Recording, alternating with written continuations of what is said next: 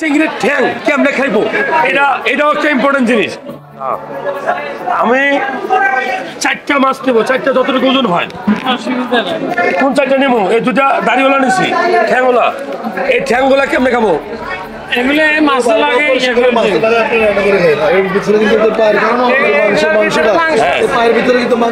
মাংস আছে, এটা কি আর কেটে দিতে পারবে? আপনি এগুলো বার করলে আবার বাসে নিয়ে ধরেন ছোট পিস করলে মানে চিংড়ির ঠ্যাং কেমনে খাইবো এটা হচ্ছে ইম্পর্টেন্ট জিনিস। কেমনে খাইবো ধরেন 1 মাসে কামড় দিলে ও টান দিলে খুলে যাবে। এটা পুরোটা রান্না করবে? এগুলো ফালবো কেমনে? এগুলো ভালো লাগবে, এগুলো ভালো পরিষ্কার করে রান্না করবো। কি দিয়ে রান্না করবো? এমনি। আর ভিতরে কি পাবো? মজাটা পাবো বা বাজি করে খেতে পারবে, অসুবিধা নেই। কত রেখেছি? এগুলো 1400 টাকা বলছি। এখন রাখবা কত? ক্যামেরার সামনে এই যারা দেখতেছেন ভালো লাগলে এই দোকান থেকে কিনবেন, ছাড় দাও।